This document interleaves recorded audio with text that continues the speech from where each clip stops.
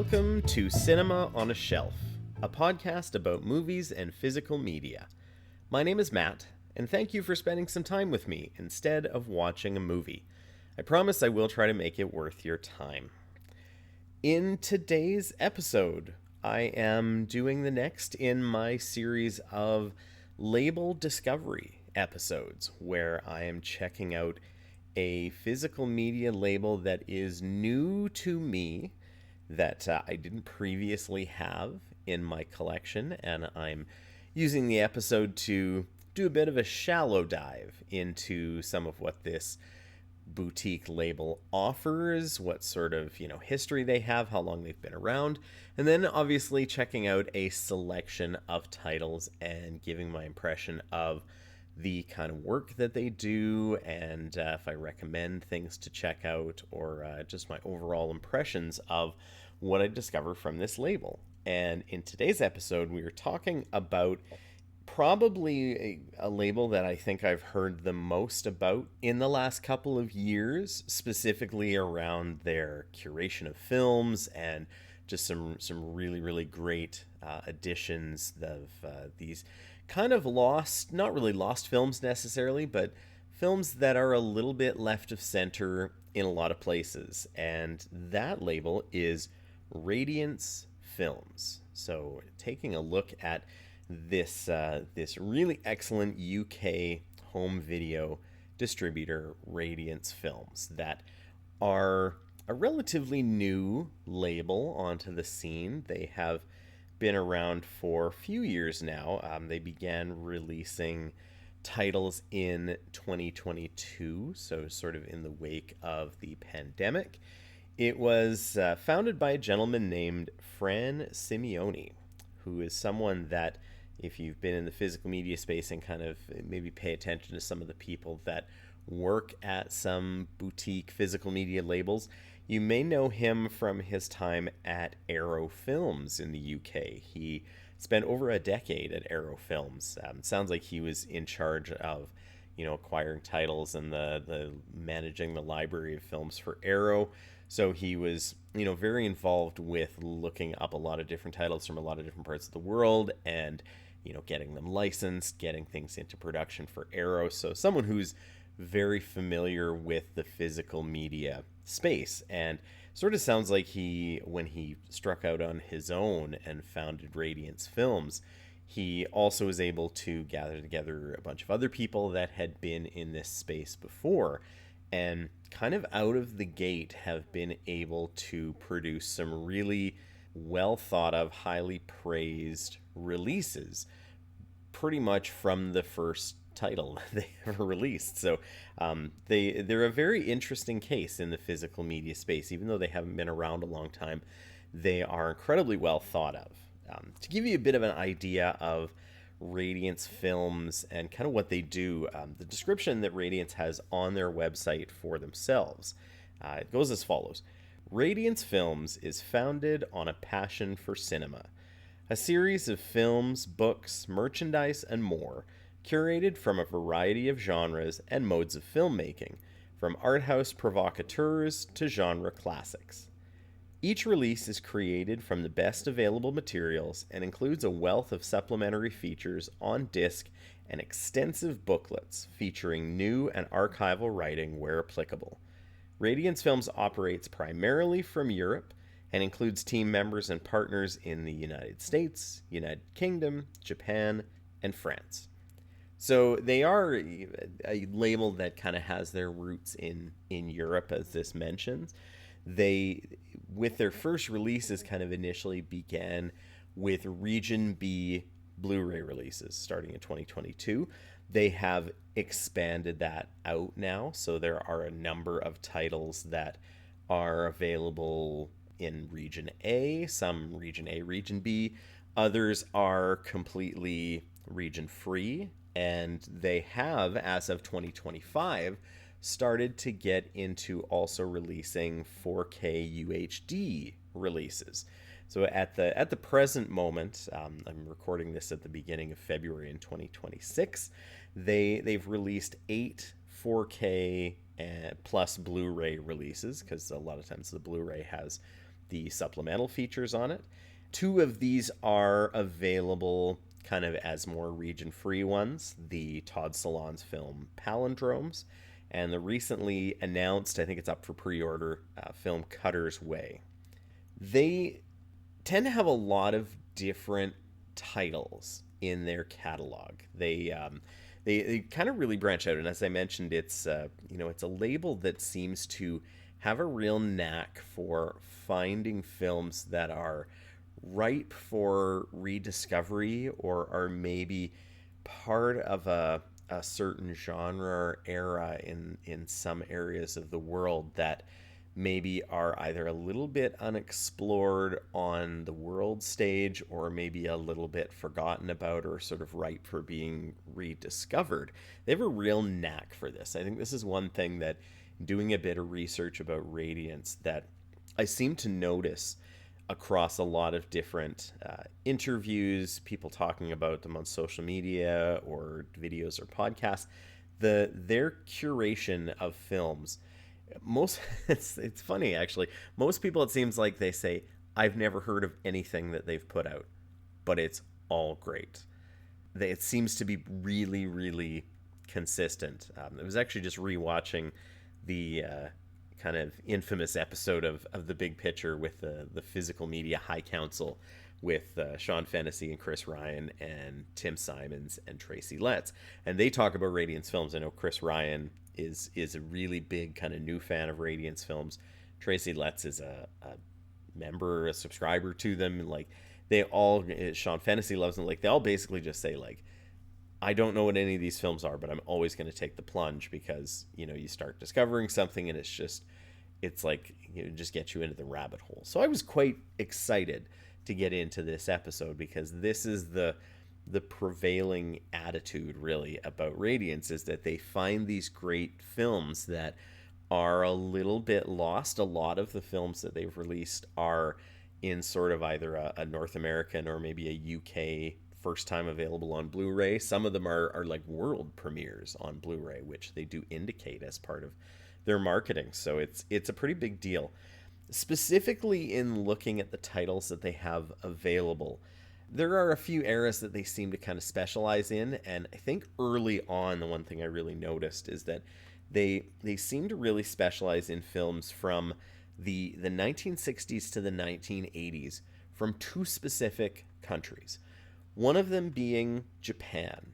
And the films that they tend to look at in Japan are some that maybe haven't totally been touched by other labels. Maybe a little bit here and there, especially Arrow Video does have a few of these as well. But specifically some Japanese yakuza films, organized crime films for both like historical yakuza films and also more of what they would call sort of the modern era reality-based yakuza stories.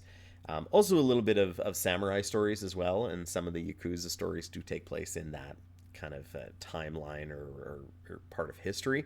But they do seem to specialize in that. And keeping that same theme of sort of organized crime films in Japan, they also seem to have a real specialization of those types of films, but in Italy. So these sort of Italian mafia crime dramas. There's a term that I came across in watching some of the films and researching, and I'm going to butcher the pronunciation of this, and I apologize to anybody who speaks Italian out there. But I believe they're called poliziotesco films, which are sort of films that follow a struggle between police and organized crime in different parts of Italy.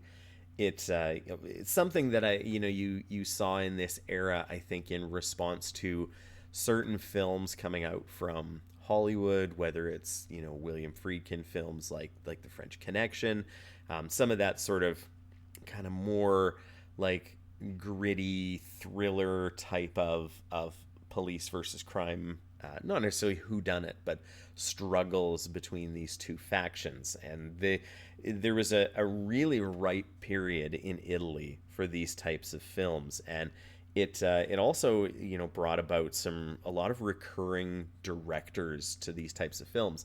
And Radiance Films has really gone back to some of these directors again and again as part of their collection. So, in terms of Italian filmmakers, these are people like Elio Petri, like Damiano Damiani, who we're going to definitely talk about later on, because I checked out a box set of his. People like Vittorio De Seta, Dino Risi, who has had some films featured in the Criterion collection. I do have the Criterion Blu-ray of Il Sorpasso, which Radiance did put out as a more Region B European release, but also a few other films from Dino Risi as well. In terms of Japanese directors, there are a few that the Radiance has gone back to again and again. One of them being Kinji Fukasaku, who I'm also going to be talking about today, as well as Seiyun Suzuki, who is a relatively notorious figure in Japanese cinema. He has quite a few films on other Blu-ray labels. Criterion, there's quite a bit. Arrow Video, there's quite a bit. I know Kino Lorber at certain times has released some Suzuki films, and the kind of most notorious for Suzuki being someone that was kind of unceremoniously fired from a higher up Japanese film studio, which I'm sure we'll talk about. And another filmmaker that is sort of new to me that they have gone back to again and again in Radiance is Satsuo Yamamoto. Haven't seen any of his films, but very intrigued to check some of those out. In terms of Radiance Films themselves and the collection that they have started to curate for their label, they do take a few cues from some other Blu-ray labels, some other physical media labels.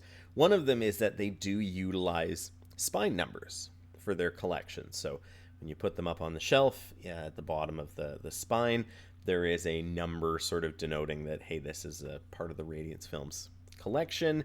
They are consistent as far as their numbering between the region availability. So being a European label, everything that they release effectively can be played in Region B Blu-ray players for sure. Some of them can be played worldwide or in North America. But even if it's not available in other markets, that doesn't mean that they renumber the films in different areas. So the official sort of list is, at this point in time in early 2026, they have 174 spine numbers in total. And of those titles, there are 76 of them listed on their US site.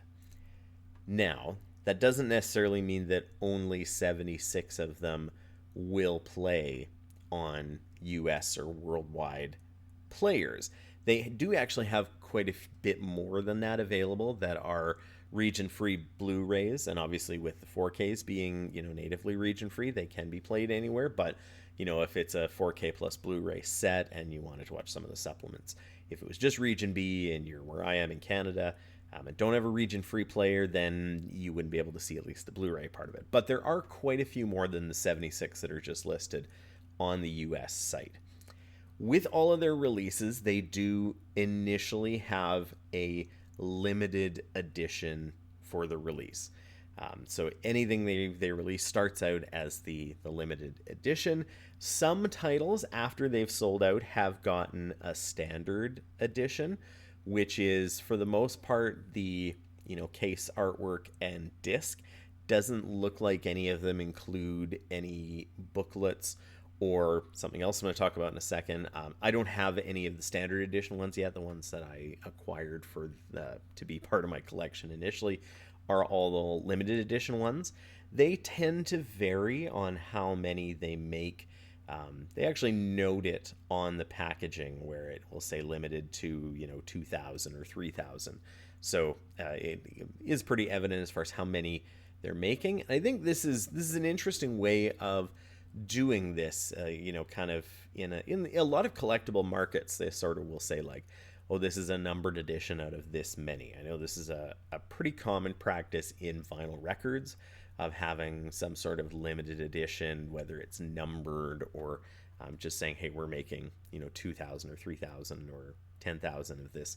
When if anybody's a record collector, things like Record Store Day, they actually make that number known and saying, hey, if you're going to line up for Record Store Day and go to your local store and you find such and such a release, we're doing 4,000 of these. So they'll put it out there on their website. Radiance basically does the same thing. And I think this is smart because, as I mentioned, a lot of the titles they do have are not necessarily the biggest of the big. They're not necessarily, in fact, I don't think they're doing any work with a quote unquote major studio. So they don't, or at least not yet, they don't have any of those releases that is like a co-Warner Brothers release, or any bigger studios that are more have a worldwide reach, where there would be a real interest beyond the limited edition scope, or even maybe I think with the type of films they tend to have, they are in a certain niche. So having the limited edition versions, I think, means that they can take a few chances, which is really nice. I know I had a chance to go through a couple of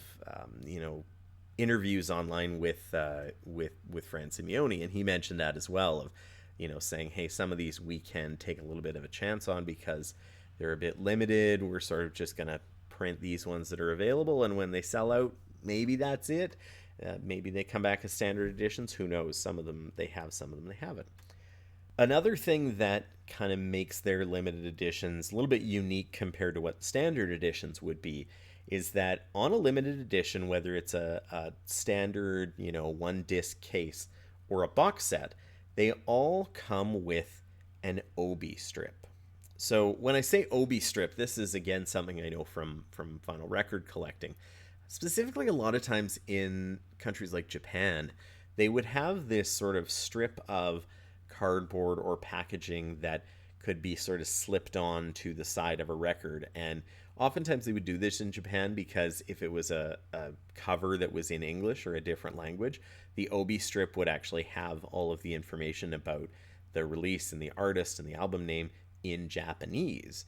And in the obi strips for Radiance, they are all in English, but it does actually show the title of the film and all of the extra features. And so saying, there's a commentary for this, there's interviews for this, there's a booklet for this as part of that limited edition. This is also where they have a lot of information, a little blurb about, the film and what it's about, when it was released, the filmmakers, who stars in it, which on their actual packaging, like on the label inside the case, it doesn't include that necessarily. Some of the cases do have like a reversible cover art where they do have some information on the other side, but the obi strips kind of act as that, and they also do have the numbering on the side. So these are obi strips that actually, instead of sliding it on, they go over the spine and the back. It's not quite a J card. So if you say J card, that means when you have a little piece of paper that kind of is affixed to the back of a release and then goes underneath the bottom and then over a little bit of the front, like maybe an inch or two in the bottom, sort of, if you look at it from the side, makes a J. That's a J card. These obi strips are not quite that. They sort of go on the inside part of the plastic on a spine. If you look up on Radiance Films' website, you'll sort of see what I mean if you compare a standard edition to the other one. It does create a really kind of nice bit of consistent branding for Radiance. So they always sort of keep their logo in a one side, and their solid colors with these obi strips within the text that goes into them. And it's a really nice piece of branding because they actually have also carried it over into the Blu-ray and 4K menus when you're accessing the film. It basically has that same idea, the obi strip look, but on the menu. So it will have the Radiance logo, the film title, oriented kind of sideways, so it almost is like exactly like it is on the Obi strip. And then you pick, play, special features, trailer, subtitles, whatever it is. So it's a nice sort of, in terms of like overall branding, if you think of certain labels that always have their logo in a certain spot, or maybe you're always doing, consistent menus with this, having the not only the Obi strip but also the branding of the digital Obi strip look on their menu. It's a really nice touch, actually. It does sort of give you the idea that this is a nice premium package, some consistency. They're done really well. I will say with Radiance Films, their artwork is really quite good. Some of it is being taken from older hand drawn, hand painted poster art from the different eras.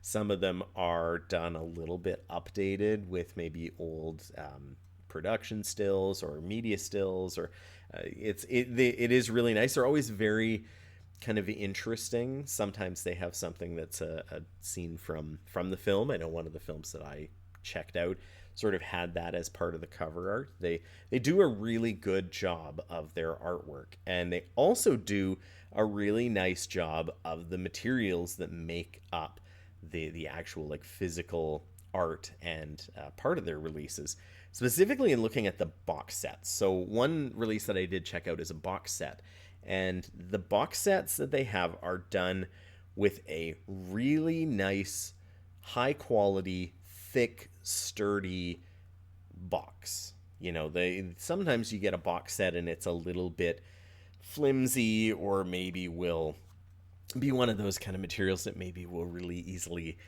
dent a corner or get scuffed along the edges if it's on a shelf. This is not the case with the Radiance box sets. At least the one I have is incredibly high quality.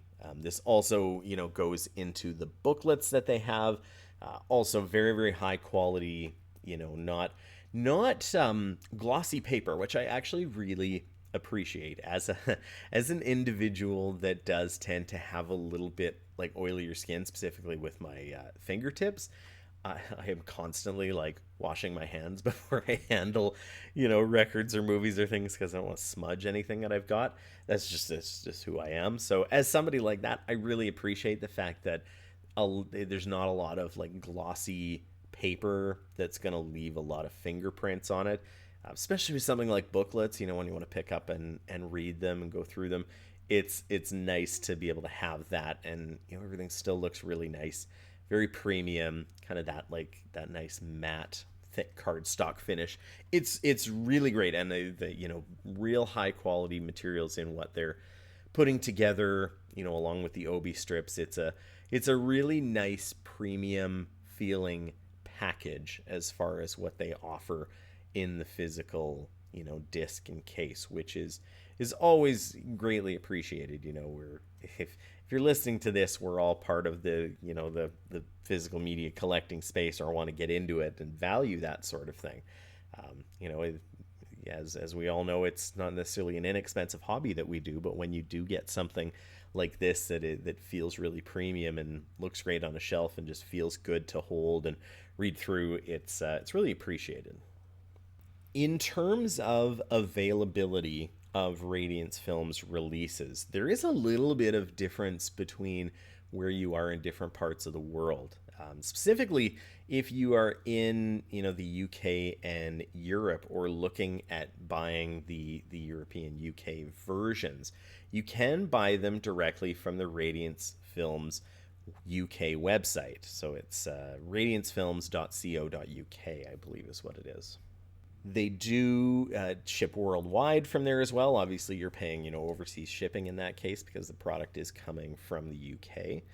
The US website, and they do have a US website, as I mentioned, with having some of the titles that they show on there, but they don't actually have a web store on the US site, and any links as far as checking out a title or anything specific on the US website links directly to what I'm assuming is sort of a partnership distributor in a company that I've talked about before, which is both a web-based and brick and mortar store in the United States, called Diabolic DVD. So it seems like the Diabolic DVD is kind of the like official distributor of Radiance Films within the US. Specifically, if you're looking to buy online, they do tend to have a pretty robust selection on the Diabolic DVD website. You can also find Radiance Films a lot of different places, both online and in person. I know I've seen Radiance Films at a few local stores to me and anywhere here in Canada. You can also find them at Barnes and Noble. When I was picking up the releases that I'm talking about later on in this episode, I did get them from Barnes and Noble. So they are kind of available in different places. You don't necessarily have to go direct from one spot to another. But if you're looking at the UK versions, depending on where you live in the world, especially if you're in North America, sometimes they may be a little bit more difficult to come by. So you may either have to go directly through Diabolic DVD or direct from the UK website and paying shipping to come over from Europe. Now, Radiance actually has a very interesting option available, and this is something that I have actually noticed some Blu-ray labels doing a little bit more of, and they do offer a membership via their UK website that you can subscribe to, both if you are in Europe and also in the United States and Canada. And basically, this membership option is basically where you sign up to get every release from Radiance over the course of a year or even longer than that. This is something that we talked a little bit about with Vinegar Syndrome as well. You know, they do have yearly subscriptions that they, once a year at the beginning of the year when it's subscriber month in January, you can, purchase a limited amount of memberships where you get everything that Vinegar Syndrome is going to release that year throughout the year. Radiance does offer the same type of thing. So if you get into Radiance Films and you just love what they do and trust the films they pick, which is kind of their, as I mentioned, is a big draw for a lot of people. They love the curation that Radiance has. So if you just want to have everything and want to get it right away, the membership option is something that you can purchase from them. And I do really like that. It's not something necessarily that I'm interested in at this point in my life, financially and for other reasons as well. But it is nice to have that as an option. I do know that they probably sell a decent amount of them with among the collectors worldwide, especially because they've been doing such good work and so many people speak so highly of them. Recently, they have also added a new aspect to what they do in that they have a relatively new sub-label called Transmission. This is for what they term as quote-unquote left-of-the-dial cult classics that are given new 4K restorations and released either on Blu-ray or I believe they do now have one release that is a 4K plus Blu-ray release. And I think they're up to 4 releases at this point in time. So Transmission, pardon me, is sort of a newer sub-label of theirs. Definitely something a little bit different, if you're looking a little more for that cult classic genre fare. There may be some interesting things in there. They do have some fun packaging for them. Everything with the Transmission releases seems to be a little more kind of using a black background and a little more almost synthwave, lasery looking in some of their branding with it. It does look very interesting. So if that is your kind of thing, then they do also have their Transmission sub-label available to check out.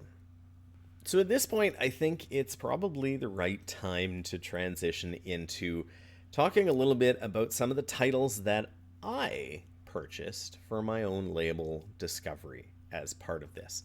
I did pick up 3 different releases. 2 of them were 1-disc limited edition releases, and another was a 3-film box set.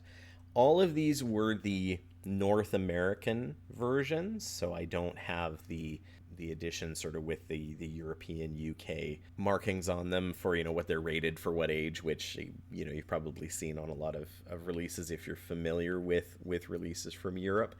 These are the ones that I have that I'll kind of be looking at. I don't really think there's anything too different about them from what I can see. It looks like the releases are pretty consistent with that. Again, if I get any of that wrong, please feel free to let me know in the comments or send me an email. But as I've done with all of these label discovery episodes, talk a little bit about the packaging with each one, the look, feel, and sound of the release, and the supplements that were available with them.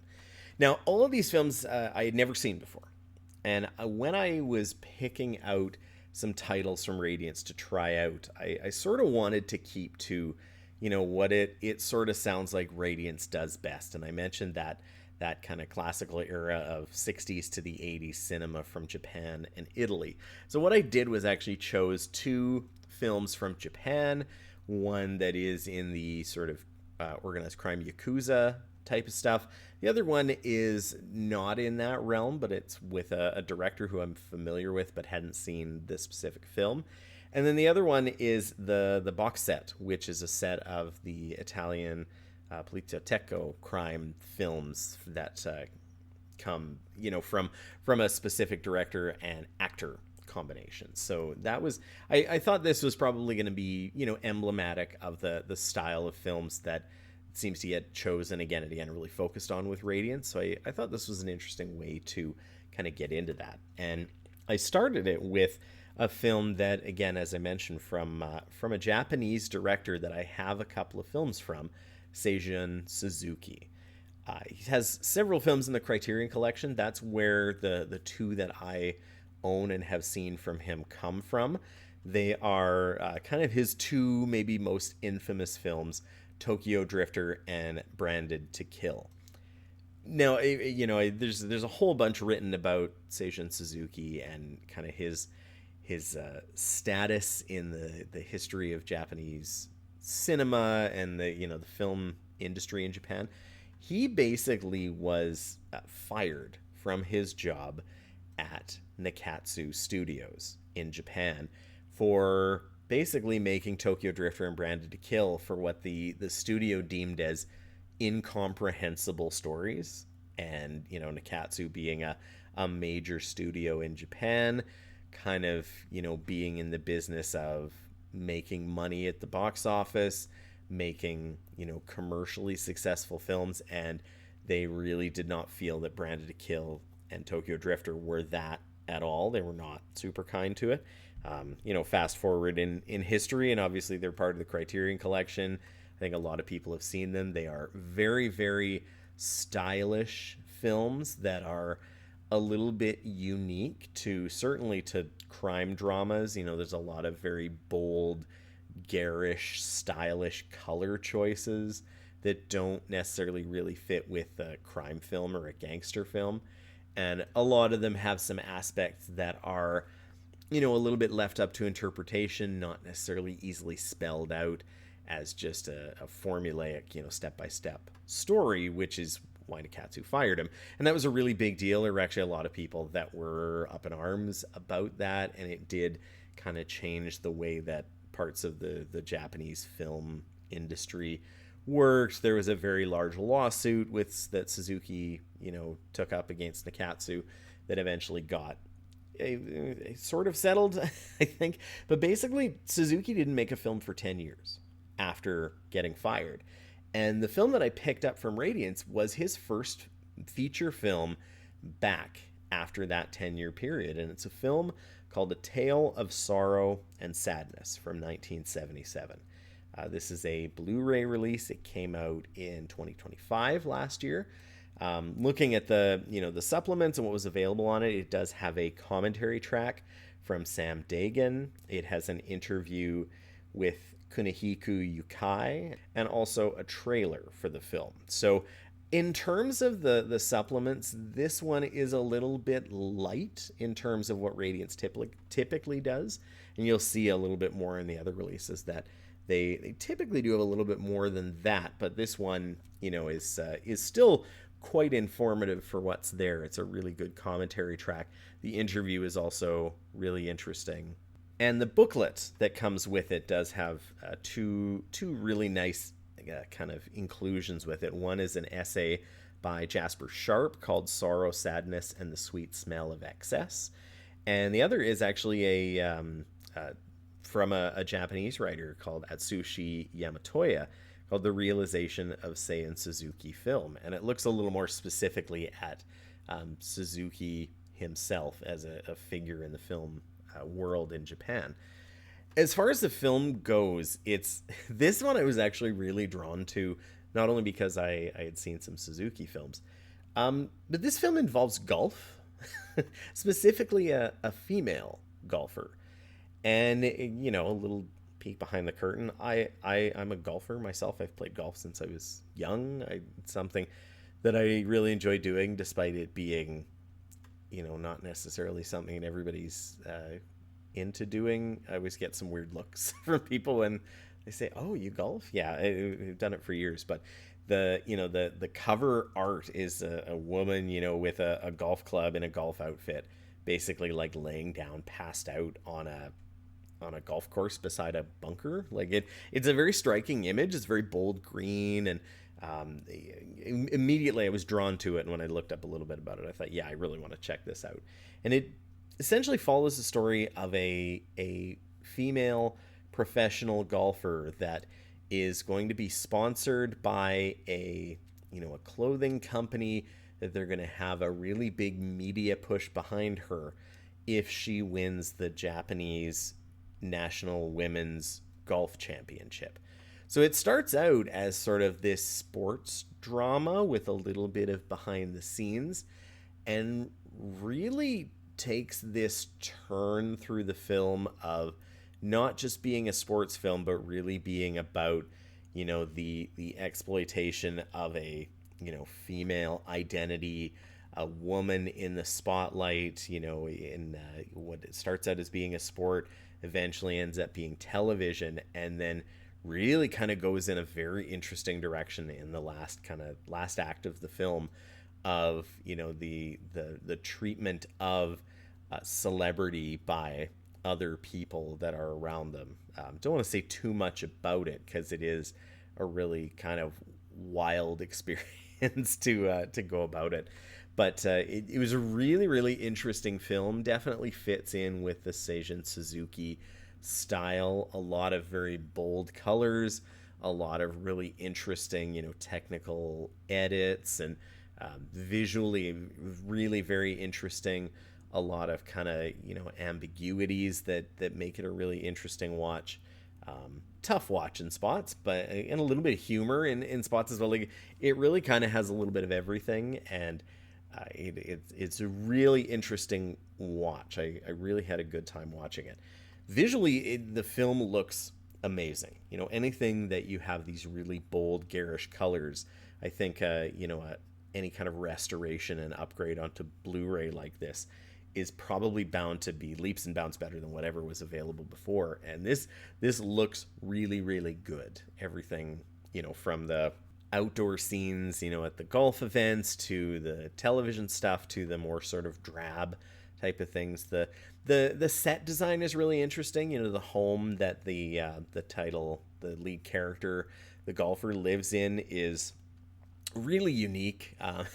Very interesting. She lives with her younger brother, who basically, his room is like a glorified fort where he has a little like rope ladder that he crawls up to get into. It is bold yellow, right underneath or over top of an indoor putting green that she has. It's such a unique piece of set design. It kind of fits perfectly in with the Suzuki slightly unrealistic styling, but really serves the story in a very, very interesting way. So it looks great. It does sound really good. The supplements that are available, as I mentioned, the interview that is there with Kunihiko Yukai is really informative, as far as, some context to the film and when it comes out, and to Seijun Suzuki himself. The commentary track is also quite interesting, for a film that is in a part of Suzuki's history that comes kind of as the first right after this high profile, separation from the studio and lawsuit, and him having to do, work in television and commercials for 10 years to sustain himself. He's a very interesting, enigmatic figure, and it does add a lot of really good context to that as well. I did really like the Sorrow, Sadness, and Sweet Smell of Excess the article, the essay by Jasper Sharp in the booklet as well. Again, gave a little bit more of an extension of this story of where the film fits into Suzuki's style and oeuvre.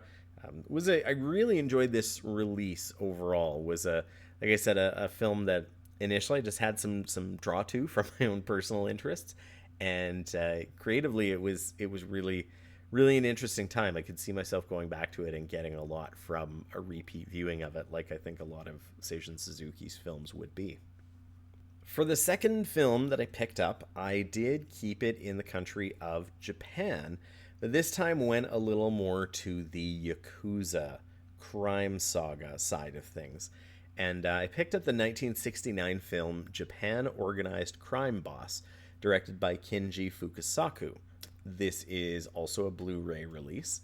It follows basically a kind of interesting story of, I guess you would kind of call it proxy wars between different yakuza factions from different parts of the country, and one sort of trying to or not overextend, but kind of overextend its reach through Japan and either partner with or take over territory from other smaller yakuza clans, going a little bit closer to Tokyo and Narita, and trying to challenge some of the bigger yakuza families over that way.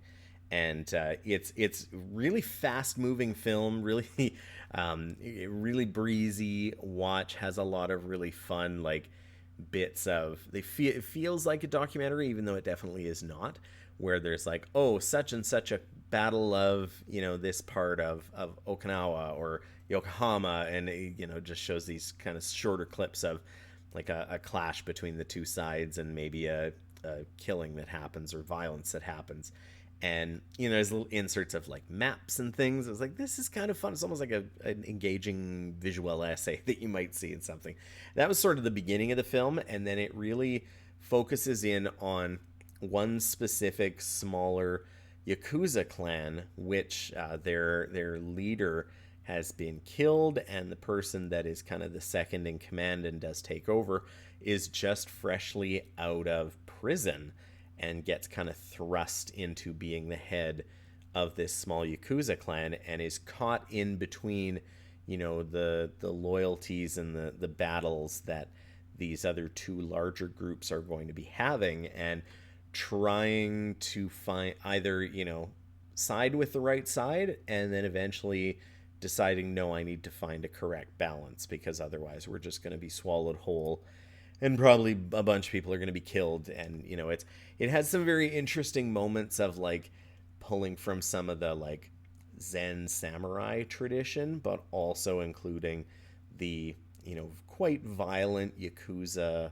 style of stories in the more modern, for the time it was released, at least in the late 60s, modern yakuza stories. This was an incredibly interesting film. It was a really fun watch. I think this was a really great entry point into yakuza films for me. I honestly was thinking about it as I watched. I thought the only other thing that comes close to this is like Kill Bill, which is terrible. Like, it's not. That's obviously something that I know Quentin Tarantino loved and was inspired by with Kill Bill films, among many other things. So this was a really fun introduction. Fukasaku as a director has gone back to these stories, even some of the older yakuza stories, where you have a little more of a real like good guy kind of trying to do the right thing in some of the historical yakuzas that he did, and then some of these ones which are a little bit more gritty, a little bit more violent, ambiguous at points.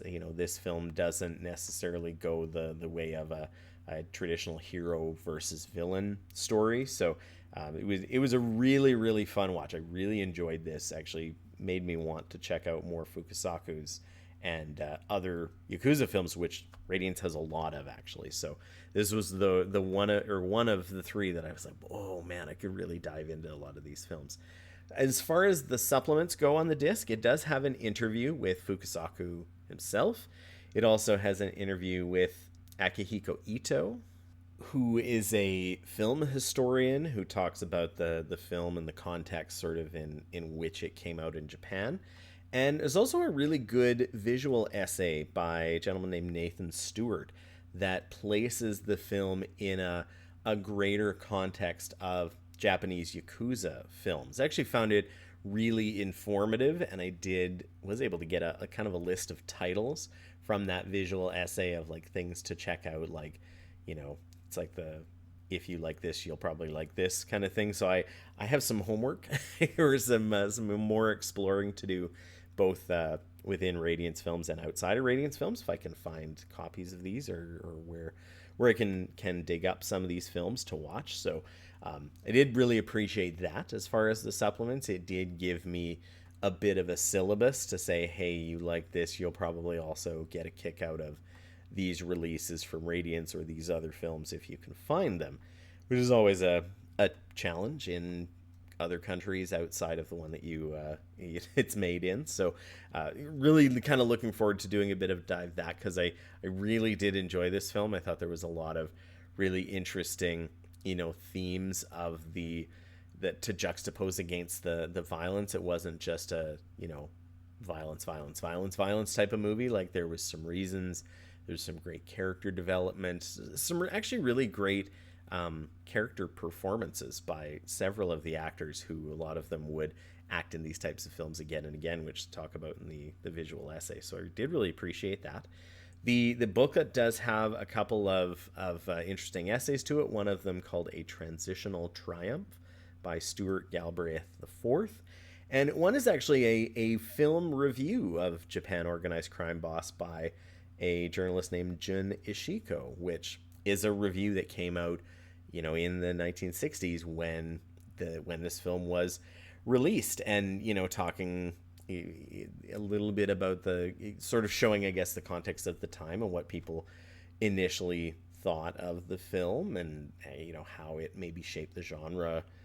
You could sort of see from all of these other supplements that this early review does kind of provide a nice piece of the puzzle to see that. This film looks amazing. The restoration work on this, I think, is really, really well done. This is, a film that is shot in a lot of city locations, a lot of quote unquote like busy, detailed locations, whether it's in, shipyards or ports or indoor, spaces that are yakuza spaces with a lot of people. There's the frames are filled with detail in this film, and the restoration and the Blu-ray does look really phenomenal. Sounds really good. Part of, I think, the thing with Japanese films, whether it's a samurai film, a crime film, a yakuza film, they're really adept at that kind of sound mixing and a lot of those Foley sounds, that are inserted in sword fights, gun fights, fist fights, anything like that. Like, there's always a level of that is, you watch and go, oh, yeah, this is definitely something in something like Japanese or Hong Kong or Chinese cinema that you notice about a lot of films with action sequences like that. So it does sound really good. Packaging is really nice. This is one that the artwork on it does look a little bit like it's maybe an updated, graphical text treatment on an older photo or production still of some kind. It looks really dynamic. It kind of shows the main character in like sunglasses, which is a bit of a classic look in a lot of Japanese yakuza style films. I really can highly recommend this as a great film to watch and a nice little package. Like I said, it did give a really nice historical context for the Japanese yakuza film, gave me some films to watch.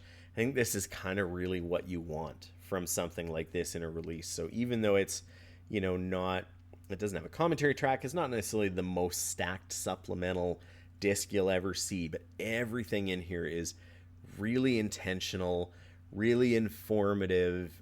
I think they really look at this as the lens, I think they know that the people watching this are not necessarily going to be yakuza film diehards necessarily. I think it does still work for those people. But for someone like me that was brand new to this genre, it gave me a real kind of sense of, yeah, this is, I can dive into more of this, and this is where I can go. You know, it's probably, in fact, that visual essay that Nathan Stewart did is probably something I would watch again just to be able to go back and go, okay, yeah, this is maybe the next one that I want to check out in this this series of Yakuza films. So yeah, really enjoyed this one as well.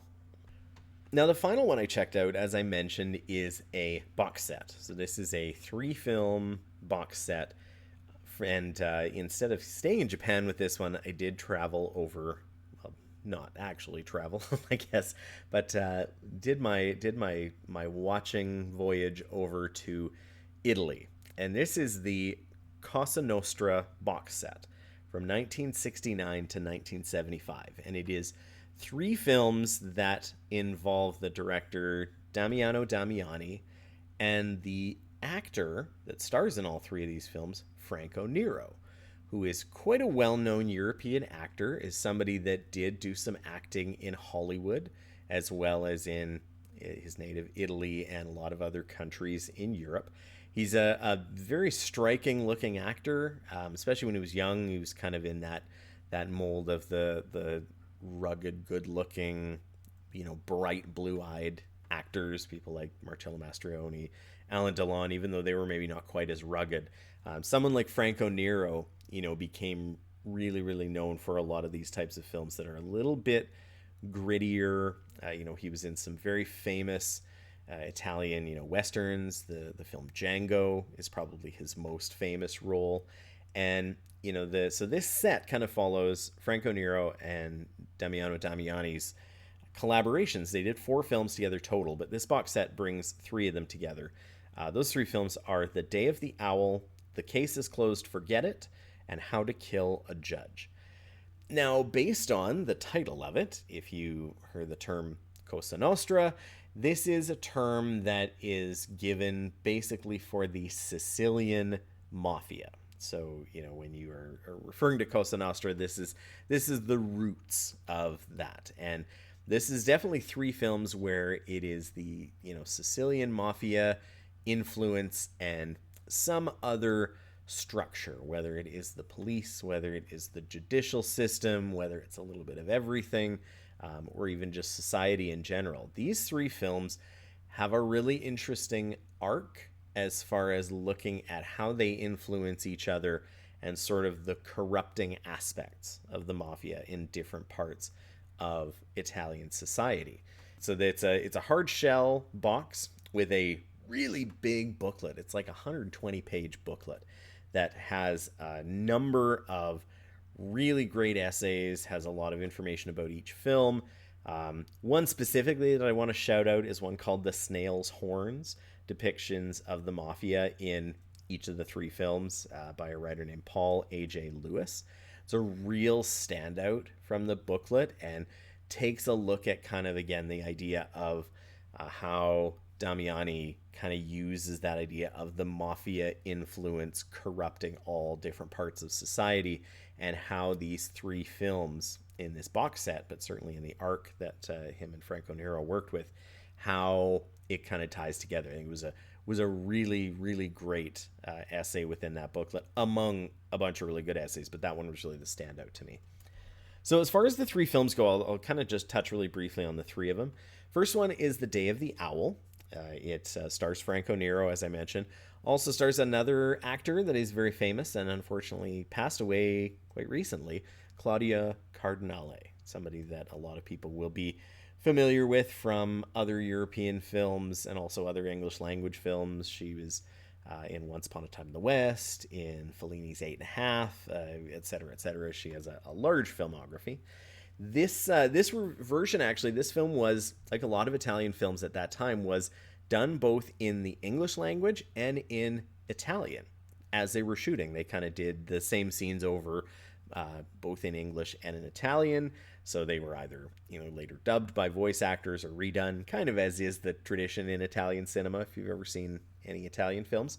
It's also very interesting because in the English version, you do get the actual voice of the kind of big mafioso Don, played by Lee J. Cobb, the American actor, somebody that a lot of people will be familiar with from films like 12 Angry Men. This film basically follows a police captain that is trying to figure out a murder that happens on a roadway outside of Palermo, a little more on the countryside, that there may or may not be any witnesses to, and it's a murder of someone that's involved with a concrete contracting company that is part of making roads and bridges through parts of Sicily, and they are intertwined with different members of the mafia. And Franco Nero's police captain is an outsider to Sicily, but has been hired to be the captain there, and sort of coming in and trying to get this figured out and sort out who has committed this crime and is it connected to other things, amongst a whole group of people that really don't want to say anything. And this is a common theme, I think, with people that are either involved in or adjacent to the mafia, even people that exist in towns that has mafia influence there, is just keep your mouth shut, don't say anything. And this is what the police captain is up against. As far as the supplements on the disc, there is an interview with Franco Nero. In fact, there's an interview with Franco Nero in all three of these discs.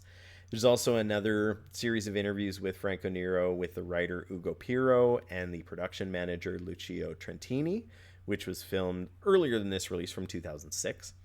There is a sort of visual essay discussion called Identity Crimesis with Mike Malloy that talks about the context of the film and kind of as being one of the founding Italian crime films in the Poliziottesco sort of genre. There's another great visual essay called Casting Cobb by Howard Berger, which talks about Lee J. Cobb, who actually had a real transition in his career from, working in Hollywood and in the United States, and, having some controversy around him because he was an actor that named names during the House Un-American Activities Committee, and kind of transitioned to doing a lot more acting in Italy, and kind of had this late career resurgence as an actor in Italian films. And it also does have an archival interview with Claudia Cardinale that was made for Belgian TV kind of earlier on. So it's almost like a comedians in cars getting coffee kind of thing. The interviewer is driving her in a cab. It's slightly surreal, but it actually was probably way ahead of its time, because we've seen, whether it's that or other shows that have done this, not walk and talk, but drive and talk kind of interview. So an interesting curio there for sure. I'm going to talk about all these films kind of in general, so let me run through all of the supplements for all three of them, because they all do kind of tie in. So the second film is The Case is Closed, Forget It, which also stars Franco Nero. This is a film where Franco Nero plays a wealthy architect that is being put in prison and awaiting sentencing for a traffic infraction where it's like vehicular manslaughter, basically, that he maintains he's innocent for, but he has to be in jail as part of the due process at that point in time. And it basically talks about what he has to endure in his time in the Italian jail, and in interacting with all of the people that are in jail, some that are there on life sentences for murder, and also with some people that are connected to the mafia that are in jail and kind of have a quote unquote soft influence on how things go in the prison with the prison captains and everything else, and some connections to the outside. So in this disc, it also has the interview with Franco Nero. It has an archival documentary about the making of the film. And this one has another visual essay by Rachel Nisbet called Italy's Cinematic Civic Conscience, which talks about the overall career of Damiani and his sort of, idea of going back to a lot of films with the idea of a civic duty, civic conscience, the Italian, people, and how a lot of his films center around the corrupting aspects of the mafia on society. As far as the third film goes, it's called How to Kill a Judge. This one is also available both in an English language version and an Italian language version. Again, stars Franco Nero, and this one is probably the most unique and maybe Yeah, maybe not the most convoluted, twisty, turny sort of plot, but it basically has Franco Nero playing a filmmaker. And this filmmaker has made a film, which you actually get to see. It's the whole film within a film thing. And the film depicts the killing of a judge that very clearly is based on a real judge that this filmmaker feels is very corrupt. And, the film sort of depicts some events that probably could be construed as the quote unquote real life events in the film.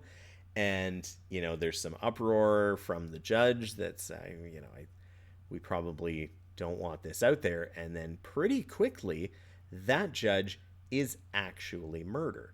So this is, life imitating the art of the film within the film. And the film kind of revolves around this, involvement of Franco Nero's filmmaker character trying to get to the bottom of this. He also works for a leftist newspaper. So he's a journalist as well as everything else. And so he has interest in these sorts of things and the corruption and the mafia influence. And, he really is going down to figure out like who committed this murder, but also who ordered the murder, who orchestrated it, who has influence over it. Is it this politician that's in the pocket of this mafioso? Is it this person?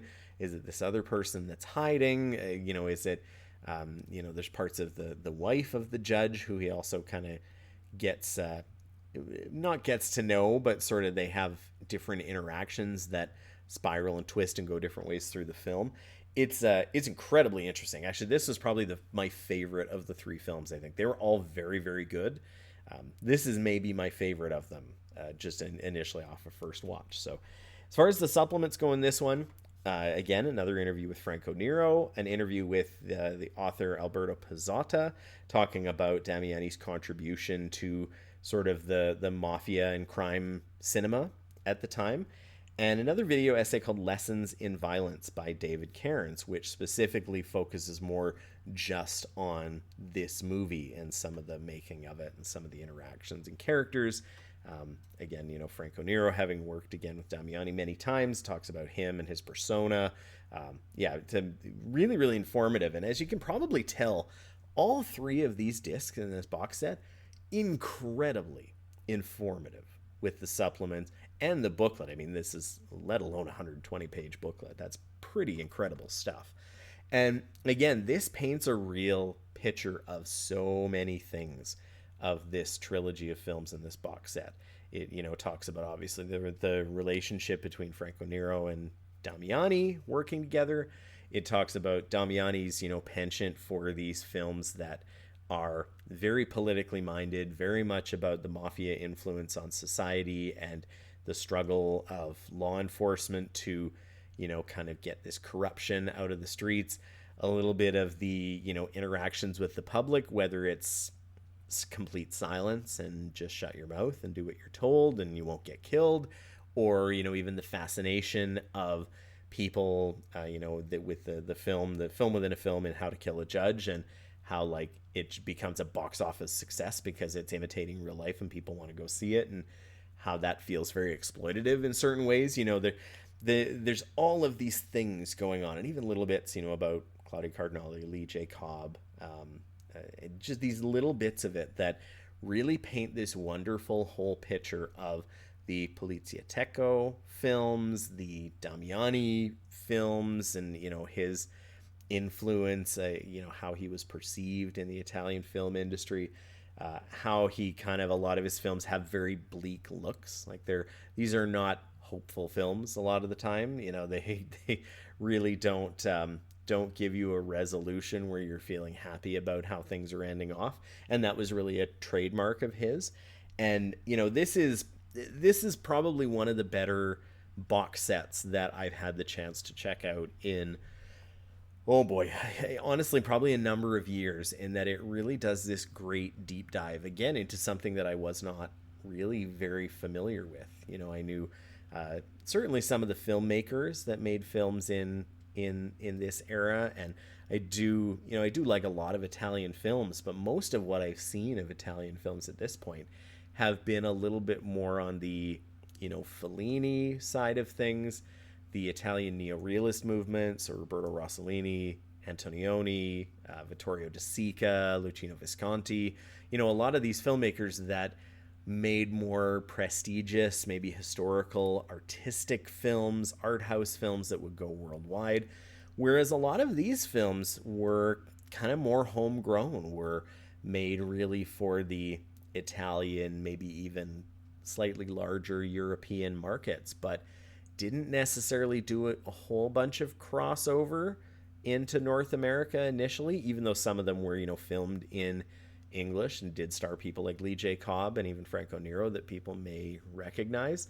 And, kind of had this cult status of, maybe being available in a video store, like a low quality recording of something on TV or cable. It paints this wonderful picture. And again, for someone like me that really hadn't seen any of these Poliziottesco films, I thoroughly enjoyed all three of these films. And Damiano Damiani is a director that Radiance has put out a lot of stuff for. I will most definitely be checking out more Damiano films. If this is the kind of things he had that he was putting out in the 60s and 70s, I have a lot more to do, and I'm really going to enjoy it because I really enjoyed all of these films. They look absolutely tremendous. I think of the three, How to Kill a Judge is maybe the one that, like, just picture wise stands out. It's really, really crisp. In fact, it'd be fun to see it in 4K. I think it would probably look great, but even this Blu-ray looks absolutely phenomenal. All of them really do look great. The Case is Closed, Forget It is probably setting wise the least like dynamic because it is taking place for the most part in a prison, so you do want it to feel more claustrophobic, more self-contained, and it really does do a good job of that. The Day of the Owl, is taking place in kind of the countryside, and I believe it's Palermo is where it mostly takes place in city-wise. But, you're out in the country in a lot of spots. There's these beautiful vistas, the car rides that they're going to check certain things out. Like, there's always these just beautiful places where I'm just like, man, I want to go there. It's the middle of winter in Canada. I would love to be at a place like that with that kind of weather right now. But visually, really incredible stuff. A lot of, the visual stylings that Damiano uses, and the just even the acting performances he gets out of the actors he uses again and again, but also the one-offs from this set. It's really good. It never really goes too over the top. Like, his characters are a lot of times quite patient, and in terms of depicting the mafia, like, they always are shown as being very careful, like 2 or 3 steps ahead of you at any point in time, and you can't ever win. But you don't have a lot of times where it leads to like a breakdown of a main character. Like, a lot of times it's very level-headed and calm, and you see the emotion and the like being thwarted at every turn. I really enjoyed it. It really appealed to what I like in these types of films. And yeah, I think you probably tell by this point in time, I was pretty floored by what Radiance Films has to offer. They the releases I checked out, all incredibly high quality. The restorations on everything look great. I was really impressed with the supplements, and in particular with the ones for Japan Organized Crime Boss and the Cosa Nostra set, because it really gave someone like me who is new to those genres a lot to dig into.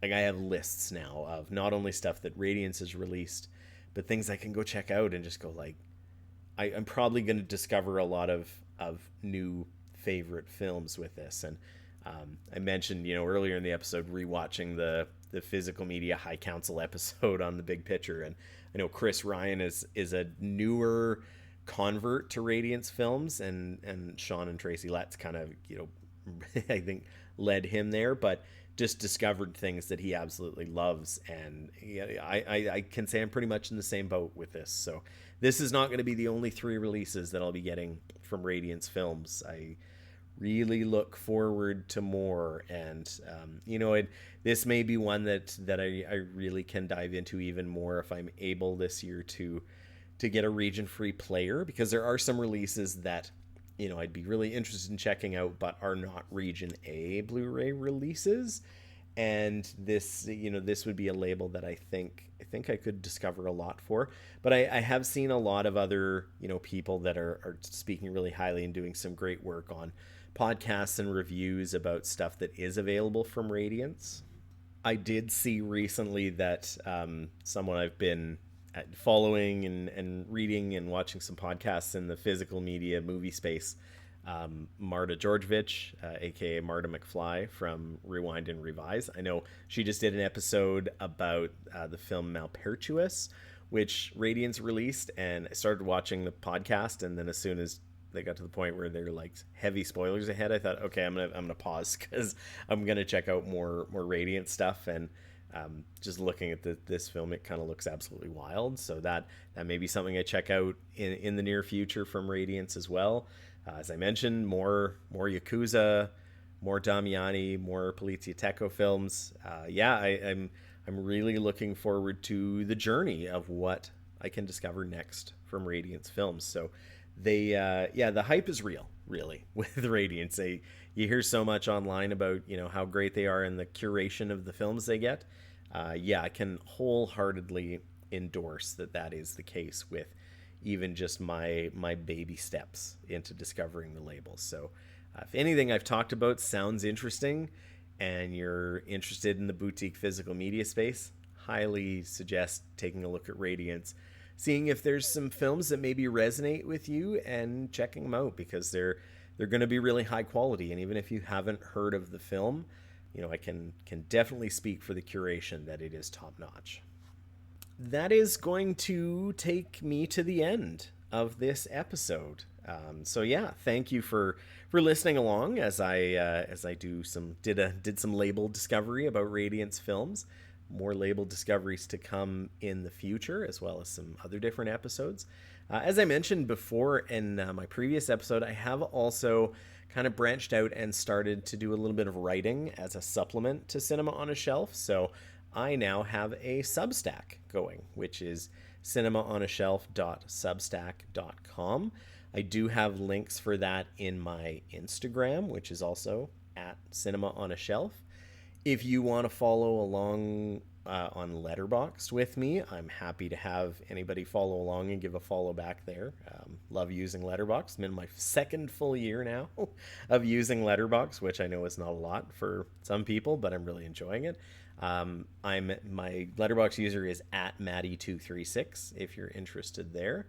And I also have a podcast that I do with my wife about movies called I Can't Believe You Haven't Seen.